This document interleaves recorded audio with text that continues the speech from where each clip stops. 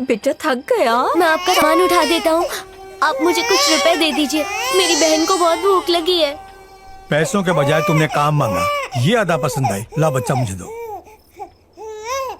अरे इसे तो बहुत बुखार है, तुम जाओ। ठीक है साहब। जानकी शायद ये भूखी है, ये ला। ला आओ बेटा मेरे पास। सुनिए जी, दूध तो है ही नहीं।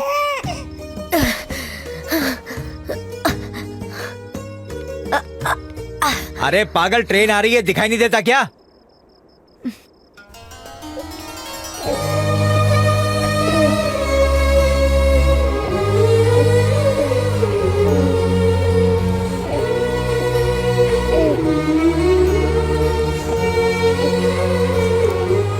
क्या हुआ बेटा?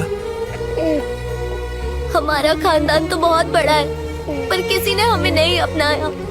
अनजान होकर भी आप लोगों ने हमारी मदद की। बेटा जिंदगी में बिना मतलब के ही किसी की मदद करनी चाहिए। मेरी नसीहत कभी मत भूलना।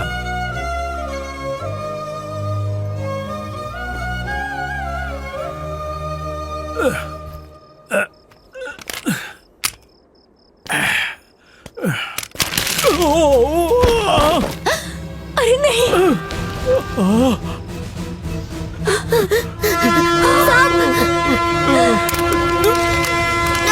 उठिए उठिए।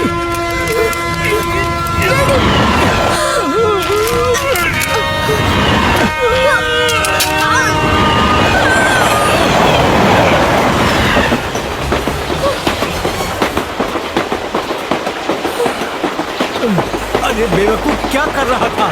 तेरी जान जा सकती थी। मुझे कुछ हो जाता तो मेरी छोटी बहन की देखभाल करने के लिए आप लोग तो है ना। मुझे इस बात का एहसास है कि जब माँ बाप का साया सर से उठ जाता है तो दुनिया में कोई सहारा नहीं बनता। आज से खुद को यतीम मत समझना।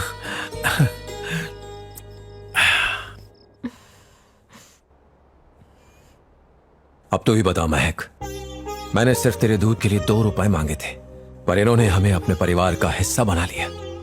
हम आज भी यतीमों की जिंदगी गुजार रहे होते अगर इन्होंने हमारे सर पर हाथ न रखा होता। हम इनका नाजायज फायदा नहीं उठा सकते महक। पिताजी को किए वादे के मुताबिक मैंने इस घर और बिजनेस को संभाला है। कहने को मैं इस घर का बड़ा बेटा हूँ, पर मेरा दर्जा एक वर्कर का ही है। मैं अपने काम के मुताबिक तनख्वाह लेता हूँ और उसी तनख्वाह से तुम्हारी फीस भरता हूँ और उसी से तुम्हारी शादी भी करूंगा। क्या मैं गलत हूँ माँ? हाँ बिल्कुल। तुमने कैसे सोच लिया कि तुम एक मामूली वर्कर हो? तुमने हमारी कंपनी को कहां से कहां पहुंचा दिया। मेरा ये फैसला है, मैं अपनी छोटी बेटी की शादी मिनिस्टर के बेटे से ही करूंगी। सुनो, मिनिस्टर की जो जो मांगे हैं मैं वो पूरी करने के लिए तैयार हूँ। अपने भाई को समझाओ। ये क्या भैया, इतने साल बाद दिल में दफनाए राज क्यों खोल रहे हो? बचपन से आज तक आपने ही तो हमें पाला है। हमारी हर ख्वाहिश आपने ही तो पूरी की है। हमारी हर जीत आपकी जीत होती और जब हारते तो आपकी हार होती। हमें इस तरह प्यार देने की क्या खूब एक्टिंग की है सूर्या नरसिम्हा।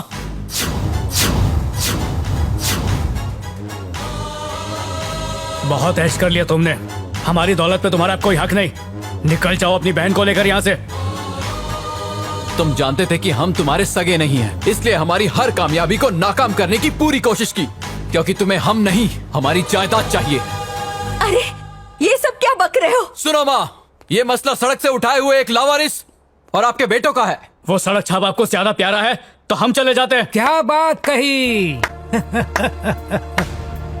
थोड़ी भी बेईमानी इससे बिल्कुल बर्दाश्त नहीं होती। एक बार मैंने जाली दस्तखत क्या कर दिए, इसने तो मेरी जिंदगी बर्बाद कर दी। उसी सूर्या नरसिम्हा ने इस घर का बड़ा बेटा बनकर, कंपनी का मालिक बनकर बड़े बड़े घोटाले किए हैं। ये मेरे घर का मसला है, टांग मत तड़ाना, सर काट के रख दूंगा। ये सिर्फ तुम्हारा ही नहीं, मेरा भी परिवार है। तुम्हारी बहन की शादी पता है किससे हुई? मेरे भतीजे से।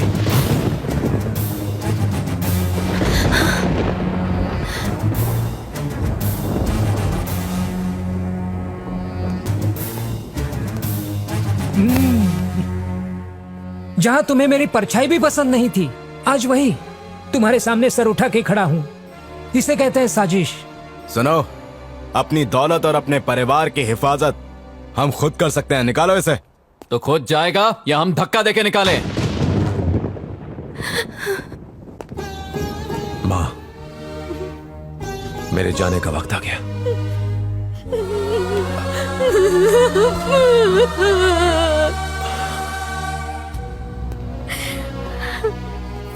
भैया नहीं मैं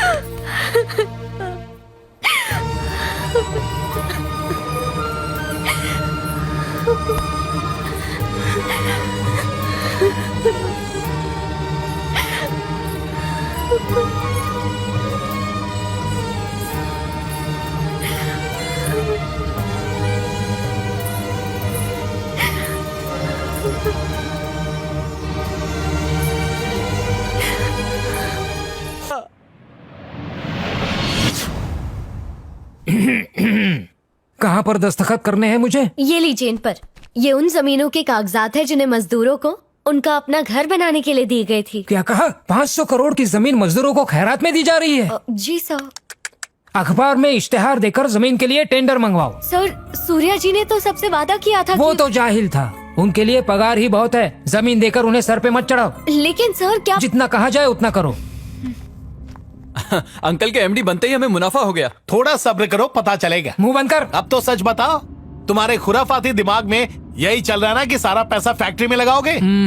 फैक्ट्री के साथ उसके पूरे खानदान का वजूद भी मिटा दूंगा। आई? आंखें सिर्फ वही देखती है जो दिखाई देता है, लेकिन नियत किसी को दिखती है क्या? मेरा भी हिसाब वैसा ही है। सूर्या को खबर लगी ना तो तेरी कब्र खोदते उसे जरा भी देर नहीं लगेगी। क्या है? बेटी, हाँ माँ, आप यहाँ? भैया देखो तो माँ आई है। माँ, कैसी हो आप माँ? तेरी याद आई इसलिए तुझसे मिलने आ गई। याद तो मुझे भी बहुत आ रही थी आपकी, लेकिन मजबूर था। बैठिए। दोनों भाई कैसे हैं माँ? क्या कहूँ बेटा, हमें जुदा करके मंदिर जैसे घर को क्लब बना दिया है। वो बर्बादी के रास्ते पर चल पड़े हैं जहाँ से लौटना मुश्किल है। मैं उन्हें रोक नहीं पाई। रहने दे बेटा, उनकी फिक्र छोड़ दे। माँ, मैं वो घर छोड़ के जरूर आया हूँ, लेकिन मैंने अपनों को नहीं छोड़ा। मैंने उनकी बेहतरी के लिए उन पर हाथ उठाया, पर लगता है कि वो चोट उनके दिल पे लग गई। शायद इसीलिए वो मेरी इज्जत करने की बजाय मुझे अपना दुश्मन समझने लगे। आप फिक्र मत कीजिए माँ, एक दिन वो बदलेंगे। नहीं, अब मुझे वहाँ नहीं जाना, मैं तेरे पास ही रहूंगी। नहीं माँ, आपको उसी घर में रहना है। अगर आप वहाँ नहीं रहेंगे ना तो वो और ज्यादा गलत राह पे चले जाएंगे।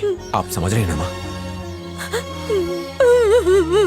नमस्ते मालिक। आप सब लोग यहाँ क्या कर रहे हैं? फैक्ट्री का काम रुका हुआ होगा ना? जब से आप कंपनी छोड़कर गए हैं हमारा काम में मन ही नहीं लगता। सूर्या साहब को एमडी बनाने के लिए छोटे साहब को समझाइए ना मालकिन। मैं समझाऊं? उन्हें अपनी सच्चाई बताकर इसने गलती कर दी। अब वो खुद को भगवान समझते हैं। मुझे तो अफसोस हो रहा है कि मैंने उन्हें जन्म ही क्यों दिया। नहीं माँ, ऐसे मत बोलो, ये सब बातें बाद में होंगी। आप लोग नहीं जाइए। साहब जी, आपके कंपनी में वापस आने तक कोई भी मजदूर हरगिज काम नहीं करेगा। देखिए, एक आदमी के लिए पूरी फैक्ट्री का काम नहीं रुक सकता। और सर, अगर ऐसा ही चलता रहा तो फैक्ट्री भी बिक जाएगी। पता है, आपने जो जमीन मजदूरों को दी थी वो उसे बेचने जा रहे हैं। शैलू, हर मसले का कोई ना कोई हल निकल आता है। चलिए माँ।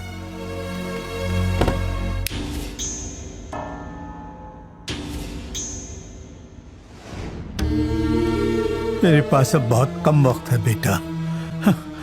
सूर्या, मैं परछाई बनकर हमेशा तेरे साथ रहूंगा, ये मत भूलना बेटा। बाबा, मेरे जाने के बाद सारी जिम्मेदारियां तुझे उठानी होगी। अपने भाई और बहनों को कभी मत छोड़ना बेटा, हमेशा मिलजुल कर रहना।